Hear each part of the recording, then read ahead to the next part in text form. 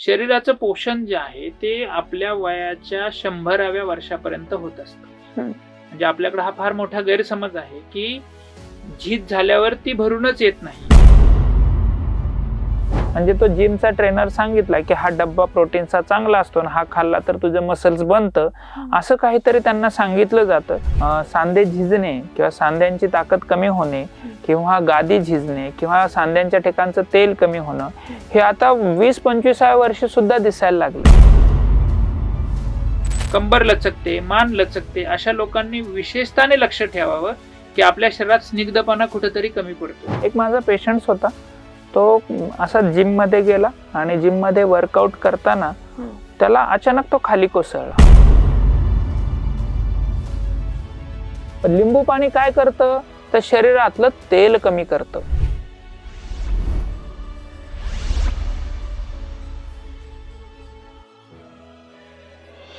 हाय, hello, नमस्कार. मी प्रगती देसाई आणि टीओडीच्या प्रेक्षकांचा आपल्या या विशेष पॉडकास्ट मध्ये मी मनापासून स्वागत करते. आज आपण एका विशेष विषयावर चर्चा घडवून आणली आहे, आपल्या हेल्थवर. हेल्थ विषयी आपल्याला मार्गदर्शन करण्यासाठी आज आपल्यासोबत आहेत डॉक्टर निलेश लोंढे सर, जे निर्विकार आयुर्वेदिक हॉस्पिटलचे संस्थापक आहेत, ज्यांना 15 वर्षाचा प्रदीर्घ अनुभव आहे आणि त्यांनी जवळपास 23,000 पेशंट्स वरती यशस्वीरित्या उपचार केलाय. ते डॉक्टर निलेश लोंढे सर आज आपल्या टीओडीच्या प्लॅटफॉर्म वरती आपल्या सोबत चर्चा करण्यासाठी, हेल्थ विषयी मार्गदर्शन करण्यासाठी आज ते इथं आलेले आहेत. नमस्कार सर, तुमचं खूप खूप स्वागत आहे टीओडीच्या विशेष एपिसोड मध्ये. आपण खूप काम केलंय आयुर्वेदिक मध्ये किंवा आयुर्वेदाचार्यावरती वगैरे, तर आयुर्वेदिकचा कसा इम्पॅक्ट होतो आपल्या दैनंदिन आयुष्यात? बेसिकली आयुर्वेद हे जे शास्त्र आहे हे जीवनाचं शास्त्र आहे. म्हणजे आपण कसं जगावं, कसं राहावं, कसं खावं, कसं झोपावं, कसा व्यायाम करावा, हे सगळ्या गोष्टी एकाच ठिकाणी सांगण्याचं, तसंच आपल्या मनाची अवस्था कशी चांगली ठेवावी हे सगळं सांगणारं शास्त्र एकमेव आहे ते म्हणजे आयुर्वेद शास्त्र आहे. म्हणजेच हे आयुष्याचं ज्ञान देणारं शास्त्र आहे. म्हणजे सकाळी किती वाजता उठावं इथपासून तर किती वाजता झोपावं, झोपताना काय करावं, उठताना काय करावं, आहार घेताना कसा आहार घ्यावा, किती आहारात मध्ये काय काय गोष्टींचा समावेश असावा, इतपत किती वेळा अन्न चावून खावं, इतपत आयुर्वेदाने सांगितलंय. म्हणजे आपल्या शरीराचं जर पोषण करायचं असेल, आपल्या शरीराची वाढ योग्य पद्धतीने करायची असेल तर आपल्याला आयुर्वेद हे शास्त्र हे आपल्याला मार्गदर्शन करत असतं. आणि ते मार्गदर्शन आपण घेतलं तर आपल्याला आपलं आयुष्य जे आहे हे निर्विकार म्हणजेच रोगरहित जगता येतं. आणि मग हे रोगरहित आयुष्य जगायचं असेल किंवा साधे छोटे छोटे रोग झाले तर त्यांचं निवारण कसं करायचं, त्याच्यासाठी काय औषधी योजना केली पाहिजे, काय पंचकर्माची योजना केली पाहिजे, काय उपकर्म केली पाहिजेत, म्हणजे लेप थेरपी आहे किंवा लीच थेरपी आहे, छोट्या छोट्या थेरपी करून आपलं आरोग्य आपण निरोगी कसं ठेवू शकतो किंवा झालेले आजार बरे कसे करू शकतो, याविषयी सांगणारं हे एकमेव शास्त्र आहे असं मला वाटतं. आपण आता तुम्ही बोलला तसं, पण सकाळी 7 पासून संध्याकाळी 10 पर्यंत शेड्यूल सगळ्यांचेच एकदम टाईट आहेत. म्हणजे कोणाला वेळच नाहीये या सगळ्या गोष्टींसाठी. किंवा आपल्याला ऑफिसमध्ये पण काम करताना लंच ब्रेक मिळतोय अर्धा तास 1 तास, तेवढ्या वेळामध्ये आपल्याला जेवायचंय पटपट आणि बाकीचे काम आहे आपल्याला. म्हणजे इतकं धावपळीचं आयुष्य झालं की याच्यातून या सगळ्या गोष्टींकडे वेळच नाही मिळत आहे. मग याच्यातून वेगवेगळे आजार निर्माण होतात. आता आमचंच उदाहरण घेतलं तरी कमीत कमी 8 तास कंटिन्यू लॅपटॉप वरती किंवा पीसी वरती बसलेलो असतो. तर याच्यामुळे पण खूप काही अंगदुखी असेल किंवा सांध्याचे रोग असतील हे सगळे वाढायला लागलेत.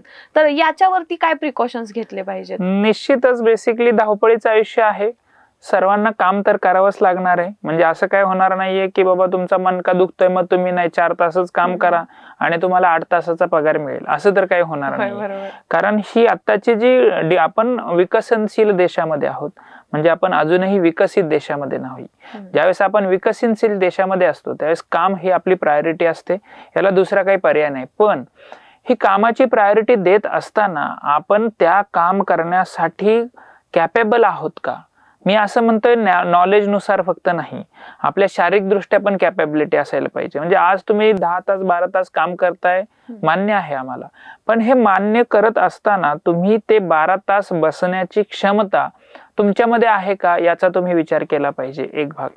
दुसरा जो भाग आहे की तुमच्यामध्ये ही क्षमता निर्माण करण्यासाठी तुम्ही काही छोट्या छोट्या गोष्टी पण करू शकता. म्हणजे आहाराचं थोडंसं नियोजन करू शकता. म्हणजे जिथं तुम्हाला पोहे, उपीट, इडली, वडा, डोसा खायचा आहे तिथं तुम्ही भाजी पोळी पण करू शकता.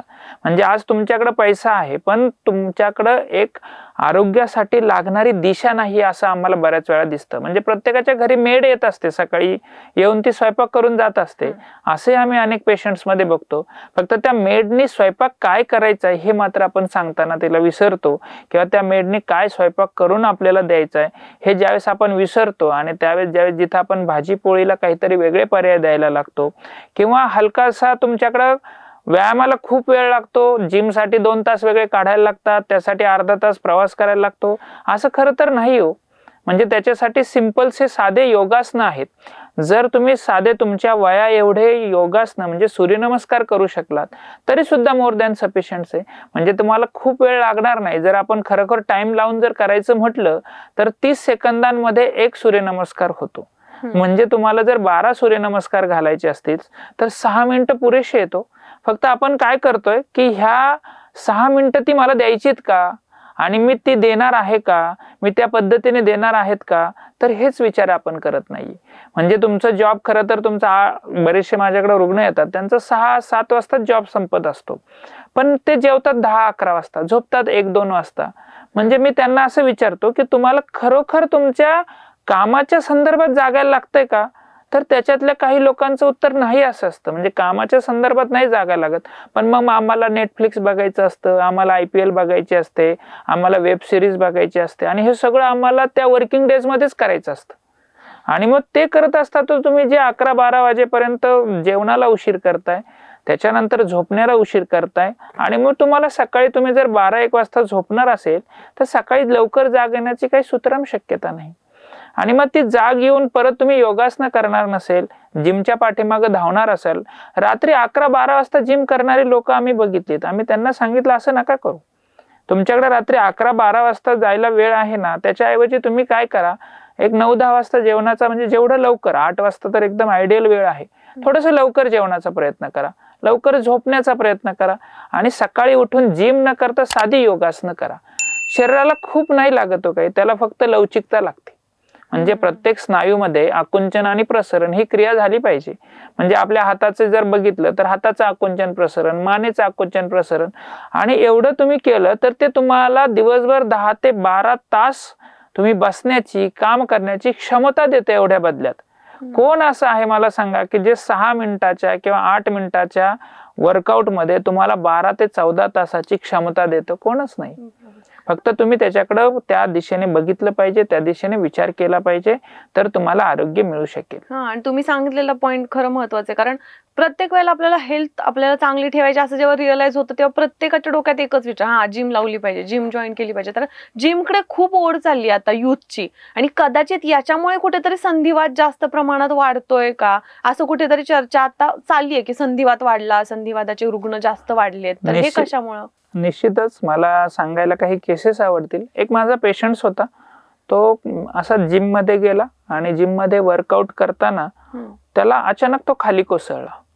तर त्याला ज्यावेळेस त्याचा MRI केला तर त्याच्या MRI मध्ये मणक्यामध्ये प्रचंड 2 मणके एकमेकांवर दबले गेले, त्याच्यातून गादी बाहेर आली, आणि गादी बाहेर येऊन तिने नर्वला कॉम्प्रेस केलं, म्हणजे नस दबली गेली, आणि नस दबल्यामुळे त्याला त्याच्या दोन्ही हातांची ताकद कमी झाली. म्हणजे हे खरं तर अनेक रुग्णांमध्ये वयाच्या खूप पुढच्या टप्प्यामध्ये हे दिसत असतं. पण तो जिम करायला गेला आणि मग त्याच्यामध्ये नस दबली आणि त्याच्या हातांची ताकद कमी झाली, म्हणजे जवळपास पॅरालिसिस सारखीच ही कंडिशन्स असते. तर मग त्याला थोड्या तात्पुरता उपाय करून त्याला खरं तर हॉस्पिटल्स मधूनच निर्विकार आयुर्वेद हॉस्पिटल्स मध्ये आणलं. तर आम्ही बघितलं तर हे असं का घडलं याचा ज्यावेळेस आम्ही विचार केला तर ही जी लोक जिम करतात, जिमच्या नावाखाली एकतर प्रोटीनस पदार्थ खूप जास्त प्रमाणात खात आहे, तेही जे प्रोटीन्स पदार्थ खात आहेत तेही योग्य मार्गदर्शनाखाली खात नाही. म्हणजे तो जिमचा ट्रेनर सांगितला की हा डब्बा प्रोटीनचा चांगला असतो, हा खाल्ला तर तुझं मसल्स बनतं, असं काहीतरी त्यांना सांगितलं जातं. आणि जे आपले नॅचरल प्रोटीन्स आहेत ते खाण्यापासून यांना परावृत्त केलं जातं.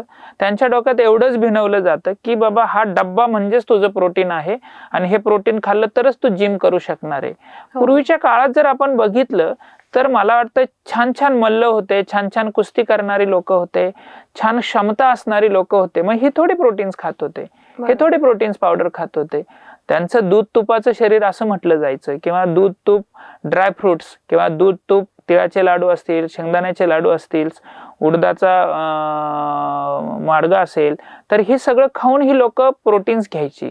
आणि आता आजकालची लोक ही कोरडं प्रोटीन्स घेतात. त्याचा परिणाम काय होतो की तुमचे स्नायू हे जे आहे ते अतिशय जास्त प्रमाणामध्ये कोरडे व्हायला लागतात. आणि ज्यावेळेस ह्या जिममुळे तुमचे स्नायू कोरडे होतात, त्यावेळेस त्या कोरडे झालेल्या स्नायू हे आखडायला लागतात. जिमची लोक चालताना तुम्ही कधी बघितलीत का हो? तुम्ही ते बघा, एका विशिष्ट आखडलेल्या स्नायूंमध्ये चालत असतात.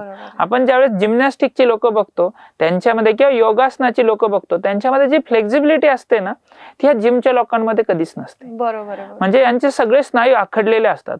ज्यावेळेस हे स्नायू आखडतात त्यावेळेस त्या सगळ्या आखडलेल्या स्नायूंचा सगळा दबाव जो आहे तो मणक्यांवर येत असतो. कारण मणक्यांना धरून ठेवण्याचं काम हे स्नायू करत असतात. आणि हा दबाव जर सतत तुमच्या मणक्यांवर येत राहिला तर दोन मणक्यांमध्ये गादी असते, जी आपली गादी जी आहे, जे आपलं शॉक ऍब्झॉर्ब करण्याचं काम करत असते. तर ह्या गादीवर जर त्या मणक्यांचा दाब आला तर ही गादी बाहेर जायला लागते. म्हणजेच गादी फुगणं, किंवा गादी बाहेर येणं, किंवा गादी सरकणं, असे आपण शब्द जनमानसांमध्ये आहेत. आणि मग ही गादी सरकली किंवा फुगली किंवा तिला बल झाला तर तिचा जो दबाव आहे तिथून जाणाऱ्या नसेवर येत असतो.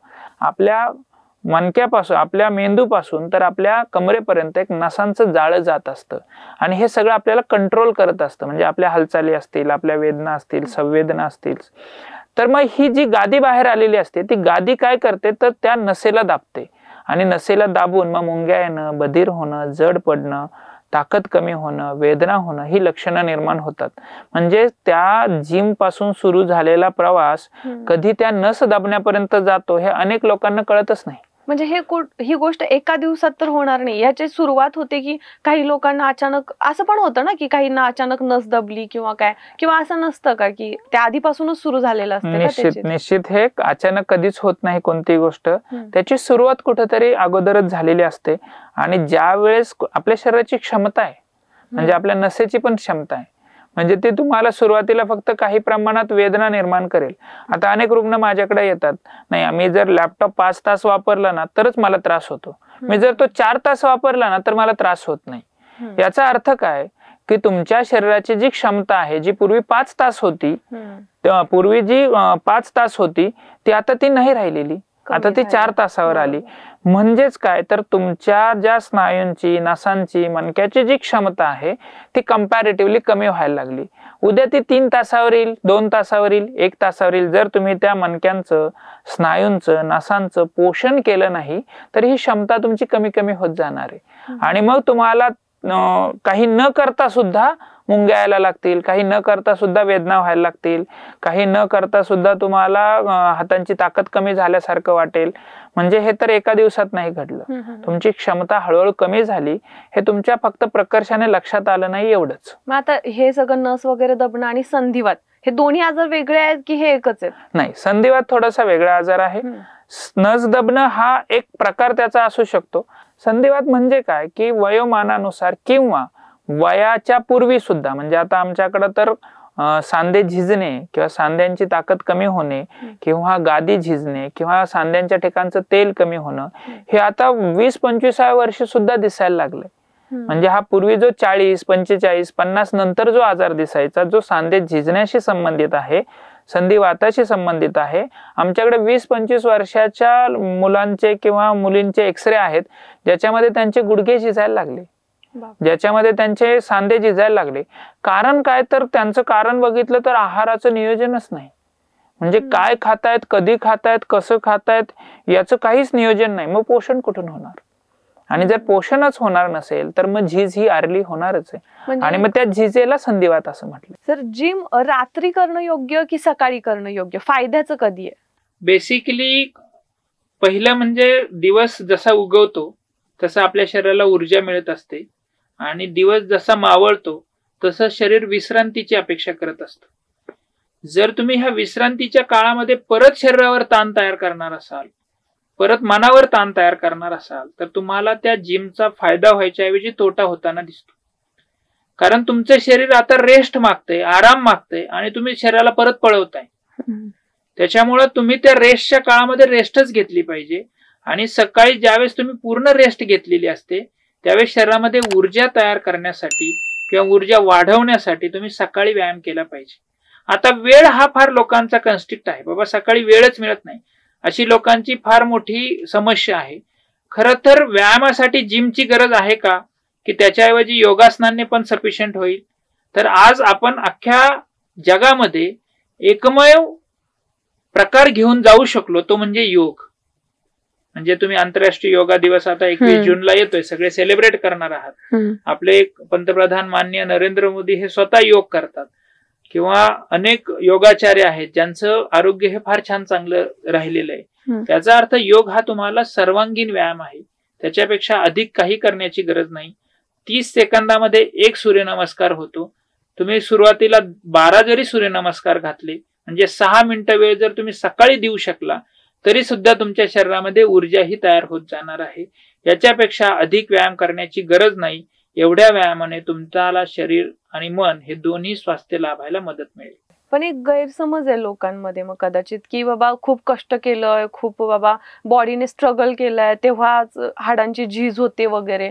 मग ह्याचा तर तुम्ही जसं बोलता की खाण्यावरती हे डिपेंड आहे, मग हे पण आहे का एका साईडला की तुम्ही खूप कष्ट केले किंवा खूप काही उचलताय जड? एक म्हटलं जातं ना यांनी बाबा तरुण वयात खूप जड कामं केलेत, उचललंय, त्यामुळे त्याला संधिवात झाला वगैरे. तर याच्यामध्ये काय फरक आहे? निश्चितच शरीराला शर्यतीत शरीर असं म्हटलंय. कोणाचंही शरीर जे आहे ते काही आयुष्यभर आहे तसंच नाही राहणार. वयाच्या एका विशिष्ट टप्प्यावर ते झिजणारच आहे. म्हणजे प्रत्येकाच्या झिजण्याची एक विशिष्ट वयोमर्यादा सांगितली. साधारणतः 60 नंतर आयडियली सांधे मणके हे झिजायला सुरुवात होतात साधारणतः. पण काय होतं, तुम्ही ज्यावेळेस कार्य करत असता, काम करत असता, आता तुमची कॅपॅसिटी, मी असं म्हणतो की तुम्ही यंग एज मध्ये आहात, तुमचं 25-30 वय आहे आणि तुमची कॅपॅसिटी 12 तास काम करण्याची आहे. ही 12 तास काम करण्याची कॅपॅसिटीसाठी तुम्हाला काहीतरी इंधन लागणार आहे शरीराला. बरोबर आहे. ते इंधन जर तुम्ही प्रॉपर नाही घेतलं, म्हणजे तुम्ही 12 ते 14 तास काम करताय पण त्याच्यासाठी लागणारं इंधन जर तुम्ही प्रॉपरच नाही घेतलं तर त्याचा परिणाम काय होईल, तुमची ती कॅपॅसिटी कमी होईल. म्हणजेच काय होईल, तुमची झीज व्हायला लागेल. पण तुम्ही ज्यावेळेस यंग एज मध्ये असतात, बरीचशी कामं हे शारीरिक पेक्षा मानसिक ताकदीवर लढली जातात किंवा केली जातात. नाही आता मला फॅमिली बघायची, मला माझ्या करिअरसाठी हे करणं गरजेचं आहे, मला माझ्या कुटुंबासाठी हे करणं गरजेचं आहे. त्यावेळेस माणूस शरीराकडे तेवढं लक्ष देत नाही. म्हणजे त्याला वेदना होत असतात का, तर होत असतात, पण तो काय करतो, निग्लेक्ट करतो. नाही आता मला काम महत्वाचं, मी काम पहिलं केलं पाहिजे, वेदना काय निघून जातील. कारण वेदना ह्या सब्जेक्टिव्ह आणि ऑब्जेक्टिव्ह अशा दोन्ही असतात. म्हणजे लोकांना ज्या वेदना ज्या जाणवत असतात त्या लोकांनी दुर्लक्ष केले की वेदना होत नाहीत, परंतु त्या वेदना होत असताना त्याची झीज होत असते हे त्याच्या लक्षात येत नाही. आणि मग आपण बघतो की 40-45व्या वयामध्ये ज्या त्याची 12-14 तासाची काम करण्याची जी कॅपॅसिटी ती 7-8 तासावरच आलेली असते आणि 50च्या पुढे ती 6 तासावरच आलेली असते आणि 60ला तर 2-3 तास पण तो काम करू शकत नाही. अशी परिस्थिती त्याच्यामध्ये येत असते. फक्त त्याच्या ते लक्षात येत नाही की आपण मागणी आणि पुरवठा हे गणित चुकवलंय आपल्या आयुष्यामधलं. म्हणजे शरीराला XYZ अमाऊंटची जी गरज होती शरीराची ती आपण भागवलीच नाही. आपण फक्त काम करत गेलो आणि ती न भागवल्यामुळे हे आज आपल्याकडं आपल्यावर हे दिवस आलेले आहेत. 60 नंतर तर ठीक आहे वगैरे, पण आजकाल खूप कमी वयातल्या मुलांना पण मणक्याचे त्रास किंवा हातपाय दुखणं वगैरे हे पण जास्त प्रमाणात वाढले. मग त्याच्यासाठी काय काळजी घेतली पाहिजे? नाही आता कमी वयामध्ये तुम्ही जे म्हणताय ना, तर तुम्ही मी एक प्रश्न विचारतो तुम्हाला, तुमच्या घरात हेल्दी तुमचे आई वडील की आजी आजोबा? आजी आजोबा म्हणावं लागेल आता. का बरं? तुम्ही तर प्रगती केली, सायन्स एवढं आलं, तर तुमची आजी आजोबांपेक्षा तुमचे आई वडील जास्त हेल्दी असायला हवे होते. त्यांच्यापेक्षा तुम्ही जास्त हेल्दी असायला हवे होते. बरोबर. पण आता उलट होताना दिसते. तुमच्यापेक्षा भविष्यात जी तुमची मुलं असतील हे जास्त हेल्दी असायला हवे पाहिजेत. हा आयडियली आपल्या आरोग्याचा चार्ट असा असायला हवा होता. पण तो आता बरोबर उलटा आहे. म्हणजे आपले आजी आजोबा जास्त हेल्दी, त्याच्यानंतर 2 नंबरला आपले आई वडील, त्याच्यानंतर 3 नंबरला आपण आणि 4 नंबरला आपली येणारी पुढची पिढी. असं का घडतंय? आपले आजी आजोबा ज्या वेळेस आहार नावाची गोष्ट घेत होते त्यावेळेस तुमचे आजी आजोबा काय घ्यायचे आठवतंय काय? सकाळी उठल्यावर काय खात असतील ते एक अंदाज? काही आयडिया नाही. तर जनरली आजी आजोबा सकाळी उठल्यावर एकतर दूध तूप घेतलं जायचं पूर्वी, किंवा डायरेक्टली निहारी म्हणजे भाजी भाकरी खाल्ली जायची. म्हणजे वेगळे पर्याय त्यांच्याकडे नव्हतेच खरं तर. म्हणजे आपण आता जर बघितलं तर पूर्वी पोह्याचा कार्यक्रम व्हायचा. म्हणजे ज्या वेळेस ते आपली आजोबा आपल्या आजीला बघायला जायचे त्यावेळेस ते एकदाच पोहे खायचे आयुष्यामध्ये. आता आपण पोह्याचा कार्यक्रम रोज घरात करत आहोत. म्हणजे काय की आपण आहारामध्ये कधीतरी खाणारी जी गोष्ट आहे ही रोजच्या आहारात समावेश केली. आणि रोजच्या आहारात जी भाजी चपाती असायला हवी होती, भाजी भाकरी असायला होती, ती आपण कधीतरी खायला लागलो. म्हणजे सकाळी एक सोपं मी उदाहरण फार माझ्या रुग्णांना देत असतो. तुमच्या गाडीमध्ये जर तुम्ही रॉकेल टाकून गाडी चालवली तर काय होईल? जी पेट्रोलची गाडी आहे तर तुमच्या गाडीमध्ये काय काय बदल्स घडतील? काही दिवसांनी तुमचं इंजिन खराब व्हायला लागेल. म्हणजे जी गाडी पेट्रोल साठी बनवली त्याच्यामध्ये तुम्ही रॉकेल टाकलं किंवा दुसरं काही ऑइल टाकलं ज्याच्यावरती गाडी चालू शकेल तर काही दिवसांनी ती गाडी खराब व्हायला लागते. म्हणजे त्या गाडीची लाईफ जर 15 वर्ष असेल, 20 वर्ष असेल तर ती 10 वर्ष, 8 वर्ष, 6 वर्षावर यायला लागते. म्हणजे तुमच्या शरीराला जी गरज होती ती तुम्ही न पुरवता त्याच्याऐवजी पर्यायी गरज तुम्ही पुरवली की जी निकृष्ट दर्जाची आहे. पोह्यामध्ये सशक्त काय मला सांगा? उपीटमध्ये सशक्तपणा काय आहे? इडली डोस्यामध्ये सशक्तपणा काय आहे? जो तर आपल्या महाराष्ट्रामध्ये जर विचार करत आहात तर इडली डोसा आपला नाहीच आहे, साऊथ इंडियनचा आहे. बरोबर आहे. कारण मग तिकडच्या साऊथ इंडियन वाल्यांनी भाजी चपाती का नको खायला बरं? आपण असा कधी विचारच नाही केला. आपण इडली वडा इथं खातोय, तुम्ही जाऊन बघा बरं साऊथ मध्ये कोणी रोजच्या जेवणामध्ये भाजी पोळी खाते का? सकाळी उठल्यावर त्यांच्या इडली डोस्याच्या ऐवजी त्यांनी त्यांचं ट्रेडिशन नाही सोडलं. त्याचं कारण असं, आपलं ट्रेडिशन जे असतं ते आपल्या आरोग्याशी बांधील असतं. हे त्या लोकांना फार चांगलं समजलंय. आपल्या लोकांना अजून ते समजायला तेवढं मदत होत नाहीये किंवा तेवढं समजत नाहीये. कुणीतरी सांगतं नाही इडली चांगली असते, त्याच्यात प्रोबायोटिक असतात किंवा काहीतरी रिसर्च येतो डोळ्यासमोर आणि त्याचा परिणाम आपल्याकडे भडीमार केला जातो. आणि त्याचा परिणाम असा होतो की आपलं आरोग्य जे आहे ते आपण हळूहळू हळूहळू जे चांगल्या क्वालिटीच्या म्हणजे भाजी भाकरीने जे आपलं पोषण होणार होतं ते आपण अत्यल्प म्हणजे निकृष्ट दर्जाचे काही पदार्थ खाऊन, किंवा निकृष्ट इन द सेन्स मला दर्जा नाही म्हणायचं, निकृष्ट म्हणजे त्याच्यामध्ये पोषण मूल्यांच्या बाबतीत मी बोलतोय की त्याच्यामध्ये तेवढे पोषण मूल्यच नाहीयेत. आणि जर तुम्ही पोह्यामधले पोषण मूल्यांचा विचार केला आणि पोहे ज्याच्यापासून बनतात त्या तांदळाच्या पोषण मूल्यांचा विचार केला तर याच्यात जमीन आसमानचा फरक आहे. तसंच गव्हाच्या पोषण मूल्यांचा विचार केला आणि उपमा म्हणजे रव्याच्या पोषण मूल्यांचा विचार केला तर गव्हामध्ये पोषण मूल्य जास्त असणार आहे, कारण उपमा हा त्याचा बाय प्रॉडक्ट्स आहे. तर हे आपण न घेता आपण अर्धवट आहार घेतोय आणि त्याचा परिणाम काय होतोय? आपलं पोषणच कमी होतंय.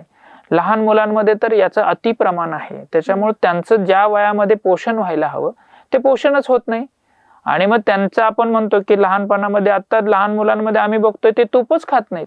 पूर्वीच्या काळामध्ये जर बघितलं तर दूध तूप हे पोषणात्मक, आमच्या भाषेत क्षीरघृत अभ्यासो सर्व रसानाम श्रेष्ठम, किंवा रसायनामध्ये सर्वश्रेष्ठ काय आहे तर दूध तूप हे सर्वश्रेष्ठ आहे. आपण त्याच्याऐवजी त्याच्यामध्ये त्या अमृतामध्ये काहीतरी चुकीचे पदार्थ टाकून त्याला विष तयार केलं, जे पदार्थ आहेत ते टाकून, आणि त्याचा परिणाम काय झाला की पोषण मूल्यच कमी झाले. आजकाल मोबाईल वापरण्याचं प्रमाण खूप वाढलंय, मग त्याचा पण फरक आपल्या इम्पॅक्ट आपल्या मानेवरती होतो का? निश्चितच मोबाईलचा अति प्रमाणात जो वापर आहे त्याचा इम्पॅक्ट मानेवर होणार आहे. मोबाईल हा आपल्या बॉडीला खाली धरला जातो असा, आणि पूर्णपणे आपल्या मानेचं जे मेंदूचं किंवा डोक्याचं जे सगळा ताण आहे हा मानेवर येत असतो. पण ते आपण ज्यावेळेस मोबाईल वापरतो त्यावेळेस आपलं लक्ष पूर्णपणे त्या मोबाईल मध्ये असतं, त्याच्यामुळे मानेवर आलेला ताण आपल्या लक्षातच येत नाही. आणि हा ताण जर तुम्ही 1 तास 2 तास 3 तास असा स्क्रीन टाइम जर तुम्ही वाढवला तर तुमचा सगळा ताण हा त्या मानेवर येणार आहे. मानेच्या स्नायूंचा ताण हा तुमच्या मणक्यांवर येणार आहे. मणक्याचा ताण हा तुमच्या मणक्याच्या 2 मणक्यांच्या मध्ये असलेल्या गादीवर येणार आहे. आणि त्या गादीवर ताण येऊन ती गादी बाहेर सरकून तिथून जाणारी जी नस आहे ती दबणार आहे. आणि नस दबल्यामुळे बेसिकली मानेपासून तर हातापर्यंत मग मुंग्या येणं, बधीर होणं, जड वाटणं, वेदना होणं किंवा खांदे जखडणं ही सगळी लक्षणं ह्या फक्त मोबाईलमुळे होते. मोबाईलच्या बाबतीत आपण असं म्हणतो की ताठ मानेने चालावं किंवा ताठ मानेने उभं राहावं असं म्हटलं जातं. तसं मी म्हणेल की ताठ मानेने मोबाईल बघावा. म्हणजे खाली वाकून बघण्यापेक्षा तुम्ही जर डोळ्यांच्या लेवलला जर मोबाईल बघितला तर तुम्हाला तो त्रास होणार नाही, एक भाग. आणि असं तुम्ही किती वेळ बघू शकता हा तुमचं तुम्हाला माहिती, म्हणजे गरजेपुरताच तो बघितला जाईल. खरं तर एक मी याविषयी बघत होतो, तुमचा मोबाईल ओपन केल्यावर तुमच्या मोबाईल्समध्ये कोणते आयकॉन्स वरती आहेत याच्यावर तुमची मानसिकता ठरत असते. तुम्ही जर ओपन केल्यावर तुमचं व्हॉट्सअप, फेसबुक किंवा युट्यूब हे 3 आयकॉन जर वरती असतील तुमच्या, तर तुमचा स्क्रीन टाइम नकळत तुमच्या हातात नाही असा त्याचा अर्थ होतो. आपोआपच तुमचे हात त्या व्हॉट्सअपवर किंवा फेसबुकवर किंवा युट्यूबवर जातात आणि तुम्ही हे 3 आयकॉन्स वरती असल्यामुळं तुमचा स्क्रीन टाइम हा आपोआप वाढतो काही न करता. त्यासाठी मी सगळ्यांना एक सल्ला देईल, तुम्ही हे 3 आयकॉन जे आहेत ते तुम्ही आतमध्ये ठेवा. म्हणजे तुम्हाला विनाकारण ज्यावेळेस हे बघावंसं वाटेल त्यावेळेस खूप आतमध्ये जाऊन ते बघायला लागेल आणि त्याचं प्रमाण तुमचं आपोआपच स्क्रीन टाइम कमी होईल. स्क्रीन टाइम कमी झाला की मानेवरचा ताण कमी, मानेवरचा ताण कमी झाला की आरोग्य चांगलं आणि तुम्हाला ताठ मानेने आयुष्यभर जगता येईल. अजून एक महत्वाचा प्रश्न राहून गेला की जी शरीराची झीज होते किंवा मणक्याची झीज होते ही एका ठराविक एज नंतरच भरते का? म्हणजे एका ठराविक एज मध्ये भरते पण ठराविक एज नंतर भरत नाही, असं जे काही आहे त्यात किती तथ्य आहे? बेसिकली तुमचा जो प्रश्न आहे की शरीराचं पोषण जे आहे ते आपल्या वयाच्या 100व्या वर्षापर्यंत होत असतं. म्हणजे आपल्याकडे हा फार मोठा गैरसमज आहे की झीज झाल्यावर ती भरूनच येत नाही किंवा काही विशिष्ट वयापर्यंत झीज भरते. हा मी असं म्हणू शकेल की काही वयानंतर झीज भरून याचं प्रमाण कमी असू शकेल, पण तुम्ही जर योग्य आहार घेतला, योग्य व्यायाम केला, नाहीतर 84व्या वर्षी लोक मॅरेथॉन नसते पळाले हो. 84व्या वर्षी 500 किलोमीटर सायकलिंग लोकांनी केलीच नसती किंवा 80 वर्षाचे आजोबा एव्हरेस्ट चढलेच नसते. याचा अर्थ ते त्या वयापर्यंत शरीराची पोषणाची काळजी घेतात. तुम्ही जर पोषणाची काळजी घेतली तर कोणत्याही वयामध्ये झीज भरून येणं शक्य आहे. फक्त त्या पोषणाला योग्य दिशा असणं फार गरजेचं आहे. आपण गाडी वगैरे चालवत असतात, आता लोक आपल्या सर्रास सगळ्यांकडे गाड्या आहेत, तर कुठेतरी किक मारताना किंवा आपण काहीतरी जड उचलताना अचानक क्रॅम्प येतात किंवा हात अवघडला, पाय अवघडला, हे कशामुळे होतं? बेसिकली आपले जे सगळे स्नायू असतात ह्या स्नायूंमध्ये तेल असतं आणि हे तेल वंगणाचं कार्य करत असतं. ज्यावेळेस या स्नायूंमध्ये वंगण कमी होईल, तेल कमी होईल, त्यावेळेस ते स्नायू एकमेकांवर घासतात आणि एकमेकांवर घासलं की आपल्याला क्रॅम्प येतो. त्याच्यामुळे अशा जे क्रॅम्प्स येतात त्याच्यावर जर तेल लावलं, शेक दिलं की आपल्याला बरं वाटतं. याचा अर्थ तुम्ही तुमच्या शरीरामध्ये ज्या लोकांना क्रॅम्प येत आहेत त्यांनी ही गोष्ट प्रकर्षाने लक्षात ठेवावी. किंवा ज्यांची एखादी वस्तू उचलताना कंबर लचकते, मान लचकते, अशा लोकांनी विशेषताने लक्ष ठेवावं की आपल्या शरीरात स्निग्धपणा कुठेतरी कमी पडतोय. आणि मग हा स्निग्धपणा रिस्टोर करण्यासाठी किंवा तो पुन्हा आपल्या शरीराला मिळवून देण्यासाठी आहारामध्ये तुपाचं प्रमाण असायला हवं. आहारामध्ये तेलबिया जे आहेत जसे की शेंगदाणा आहे, जवस आहे, करडई आहे, तीळ आहेत, खोबरं आहे, याचा समावेश वाढवायला हवा. त्याचबरोबर तुम्ही व्यायाम सुद्धा करायला हवा. बऱ्याच वेळा असं दिसतं की अतिशय ओबेसिटी म्हणजे जाड व्यक्ती असतात त्यांना पण हे क्रॅम्प्स येतात. मग त्यांच्यामध्ये फॅटमध्ये तेल असतं पण त्यांच्या स्नायूपर्यंत ते पोहोचलेलं नसतं. अशा लोकांनी व्यायाम सुद्धा करायला हवेत की ज्याच्यामुळे तुम्ही, आणि बाहेरून सुद्धा तेल लावायला हवं. बेसिकली आपला जे 9 महिन्याचा, आपण ज्यावेळेस जन्मानंतरचा 9 महिन्याचा जो काळ आहे आपल्याला प्रचंड तेल लावलं जातं. तसं शास्त्राने असं सांगितलंय, अभ्यंगी आचर्य नित्यम, म्हणजे तुम्ही नेहमी अंगाला तेल लावलं पाहिजे. म्हणजे जन्मापासून तर तुमच्या मृत्यूपर्यंत. त्याचा फायदा काय होईल तर तुमच्या शरीराचे प्रत्येक स्नायू हा स्निग्ध राहील, प्रत्येक ऑर्गन हा स्निग्ध राहील. त्याच्यामुळे तुमची दृष्टी असेल, पुष्टी असेल, केस असतील, स्नायू असतील, हाडं असतील, यांची मजबूती चांगली वाढेल. त्यामुळे अशा लोकांनी स्नेहनाचा म्हणजेच मालिशचा किंवा शेक देण्याचा किंवा तेल जिरवण्याचे उपाय जेवढे जास्त करतील तेवढे त्यांना हे क्रॅम्प आणि ह्या गोष्टी कमी होतील. बरोबर. पण या गोष्टी आता सगळं आपलं फिरून काही असेल तर त्या आहारावरतीच येते. पण यामध्ये असं कसं होतं, आता सपोज मी आहे आणि मला एखादी गोष्ट करायची आहे, म्हणजे जर काही असेल माझ्या हेल्थचा इश्यू, मी डायरेक्ट सर्च करते. म्हणजे याच्यामुळे डॉक्टरकडे जाणं, ते विचारणं डॉक्टरांना, या गोष्टी खूप कमी झाल्यात. मी लगेच सर्च करते, हा हे सांगतात हे करायचंय, हे उपाय करा, की ते करायचंय ते उपाय करा. मग याच्यामुळे पण काहीतरी साईड इफेक्ट चुकीचे होत आहेत का? निश्चितच मोठ्या प्रमाणात साईड इफेक्ट होत आहेत. माझा एक प्रश्न आहे खरं तर याच्यासाठी, तुम्हाला जी काही सर्चवर जी माहिती मिळते तिचं ऑथेंटिफिकेशन कोण करतं? हा बरोबर. कधी विचार केला याचा? नोबडीच ऑथेंटिक. म्हणजे मला असं वाटलं म्हणून मी असं म्हणतो की हे चांगलं आहे. बरोबर. मला जर एखादी गोष्ट विकायची असेल तुम्हाला, मला सपोज पनीर जर भरपूर प्रमाणात विकायचंय लोकांना, तर मी पनीर बद्दल चांगलं लिहिल का वाईट लिहिल? चांगलंच लिहिणं ऑब्व्हियसली. बरोबर आहे. म्हणजे काय, मला एखादी गोष्ट जर विकायची असेल तर मी त्याच्यावर एवढं जास्त प्रमाणात चांगलं लिहिल, अनेक लोकांना मी चांगलं लिहायला भाग पाडेल आणि मग तुम्हाला असं वाटेल की हेच चांगलं आहे. म्हणजे आपण जे सर्च करत आहोत त्याला ऑथेंटिफिकेशन काहीच नाही. आणि मग याच्यातून काय होतंय, तर अनेक असे रुग्ण आहेत की वजन कमी करण्यासाठी लिंबू पाणी, तुम्ही काही सर्च करा, वजन कमी करण्यासाठी लिंबू पाणी हा एक किंवा मध पाणी हा एक फार प्रकर्षाने समोर येणारी गोष्ट आहे. बरोबर आहे. माझ्याकडे असे पेशंट आहेत की ज्यांनी अनेक वर्ष लिंबू पाणी घेतलं आणि त्यांच्या शरीरामध्ये आता एवढा कोरडेपणा आलाय की त्यांच्या मेंदूपर्यंत हा कोरडेपणा आलाय. त्याच्यातून अल्झायमर सारखे, सिझोफ्रेनिया सारखे इतपत मोठे आजार होऊ शकले. त्याचं कारण काय, तर त्यांनी घेतलेलं लिंबू पाणी. पण लिंबू पाणी काय करतं, तर शरीरातलं तेल कमी करतं. हा, मग ते कुणी घ्यायला हवं, ज्याच्या शरीरात फॅट अधिक आहे, स्निग्ध पदार्थ अधिक आहे, ज्याची ओबेसिटी जास्त आहे, त्यांनी काही दिवस घ्यायला हवं सल्ल्याने. पण तो काय करतोय, एकदा घ्यायला सुरुवात केलं की अनेक वर्ष घेत राहतो. आणि मग त्याचा परिणाम काय, की त्याचा परिणाम शरीरातलं तेल जे आहे, मग ते गुडघ्यातलं असू देत, सांध्यातलं असू देत, हृदयातलं असू देत, मेंदूतलं असू देत, इथला सगळीकडचा स्निग्धपणा हळूहळू कमी होत जातो. आणि त्याचा परिणाम म्हणून त्याला त्याचे वेगवेगळे आजार होत राहतात. असंच एक विनेगार, अद्रक, स्वरस आणि अजून एक असं काहीतरी येतं बाबा, हार्ट ब्लॉक काढतात. असाच एक पेशंट माझ्याकडे आला की सर मला हार्ट ब्लॉक होऊ नये म्हणून मी घेतोय. अहो म्हटलं, हे ते हार्ट ब्लॉक काढण्यासाठी कोणतरी ते लिहिले असं मला वाटतंय. नाही, मग होऊ नये म्हणून मी घेतोय. मग आता तुम्ही माझ्याकडे कशासाठी? आता मूळव्याधीचा त्रास होतोय, आता रक्त पडतंय संडासच्या जागेतून. त्यांना म्हटलं, तुमची प्रकृती काय आहे, तुम्ही घेताय काय, याचं जर गणितच नाही बसलं तर तुम्हाला निश्चित याचा फायदा नाही होणार आहे. त्याच्यामुळं जे काही तुम्हाला दिसतंय ते ऑथेंटिकेट केलं पाहिजे. म्हणजे आता तुम्ही साधं, मी बऱ्याच वेळा उदाहरण देतो, तुम्हाला एखादी वस्तू विकत घ्यायची, बरोबर आहे. त्याच्यात ती वस्तू विकत घेत असताना तुम्ही ती वस्तू ज्यावेळेस विकत घेता त्यावेळेस त्या कंपनीचं बुकलेट वाचता, सगळ्या कंपन्यांचं बुकलेट नाही वाचत.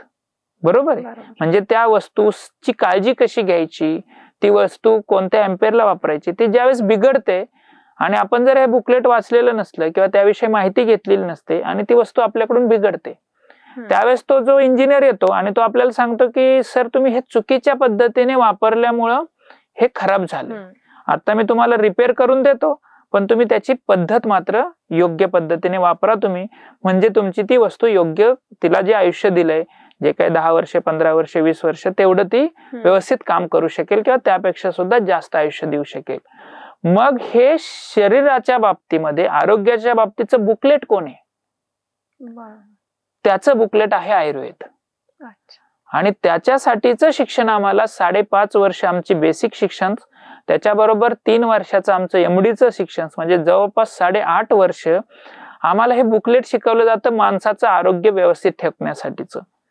आणि लोक यांना विचारतच नाहीयेत की ज्यांना आरोग्य 8.5 वर्ष शिकवलं की लोकांचं आरोग्य कसं राहिलं पाहिजे, त्यांनी कधी खाल्लं पाहिजे, काय खाल्लं पाहिजे, कोणती औषधं घेतली पाहिजे, तुम्ही आम्हाला न विचारता तुम्ही त्या युट्यूबवर 2 मिनिटात ज्याला नॉलेज नाहीये, त्यांनी जे नॉलेज टाकले त्याला काही सर्टिफिकेशन्स नाहीयेत, त्याला विचारून तुम्ही ते अंमलात आणताय आणि मग त्याच्या दुष्परिणामांवर ते बरे करायला परत तुम्ही डॉक्टरकडेच येताय. त्याच्यामुळे हे बुकलेट पहिलं ज्याला माहितीये त्याला, त्या कंपनीला म्हणजे त्या आयुर्वेद डॉक्टरांना तुम्ही विचारायला हवं आणि मग काळजी घेतली तर अनेक आजार हे निश्चितच कमी होऊ शकतील. बरोबर. मधल्या काही काळात झालं होतं की होमिओपॅथिक किंवा ॲलोपॅथिक किंवा या गोष्टींकडे गोळ्या औषधं नको वगैरे, आता असे लोक म्हणायला, मधल्या काळात त्याच्याकडे जास्त ओढ होती, पण आय थिंक कोविड नंतर तो प्रमाण जरा कमी येताना दिसतोय, आयुर्वेदाकडे जास्त प्रमाणात लोकांचा कल आहे. मग आता याच्यासाठी काय काळजी घेतली पाहिजे? म्हणजे आपण जर नाही बघत आहे, आपण आता लिंबू पाणीचं उदाहरण तुम्ही जे दिलं, वेट लॉस साठी लिंबू पाणी आहे, म्हणजे आता आपण सर्च केलं की डायरेक्टली पहिलं तेच येईल, तुम्ही गरम पाणी घ्या, हे घ्या, ते घ्या. मग ह्याचे असे दुष्परिणाम होतात, मग याच्यासाठी ऑप्शन काय दुसरा? ऑप्शन त्याला एकच आहे, खरं तर आपल्या आरोग्यासाठी एक कन्सल्टंट असावा. आता मला सांगा, तुम्ही तुमची फायनान्शियल मॅनेजमेंट करता, मनानेच करता का हो? कोणाला न विचारता हा शेअर विकत घेता, तो शेअर विकत घेता, असं करता का? नाही. नाही करत. त्याला तुम्ही एक फायनान्शियल कन्सल्टंट देता. म्हणजे तुमची वेल्थ जपण्यासाठी तुम्ही एक कन्सल्टंट दिलाय. तिथं तुम्ही त्या कन्सल्टंटला हजारो रुपये देत असता, बरोबर आहे. पण तुमची हेल्थ जपण्यासाठी तुम्ही असा कन्सल्टंट कोणी नेमलाय का? नाही नेमला. आपल्याकडे काय कन्सेप्ट आहे की आजारी पडलं तरच डॉक्टरकडे जायचं. बरोबर. जोपर्यंत काही होत नाही तोपर्यंत तिथपर्यंत बरोबर आहे. पोहोचत नाही आपण. पण ज्यावेळेस तुम्ही आजारी पडल्यावर डॉक्टरकडे जाता त्यावेळेस तुमचा खर्च जो आहे तो काही पटीमध्ये जास्त झालेला असतो. बरोबर. आणि आजारी पडू नये म्हणून तुम्ही कधी डॉक्टरकडे गेलाय का? डॉक्टर मला माझं काही खाण्यात चुकतंय का सांगता का हो? मी कोणता व्यायाम करायला हवा हे मला सांगता का? मी किती वाजता झोपायला हवं हे मला सांगता का?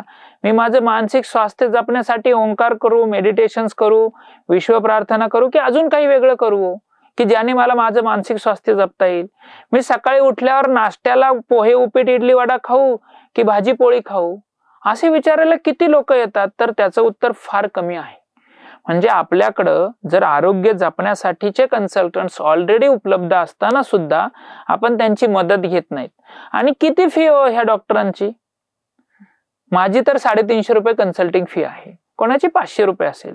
म्हणजे 500 रुपयामध्ये तुम्हाला तुमचं आयुष्य कसं जगायला हवं, हेल्दी कसं जगायला हवं याचा जर तुम्हाला सल्ला मिळणार असेल तर तुम्ही तो का घेत नाही हा मोठा प्रश्न आहे. बरोबर.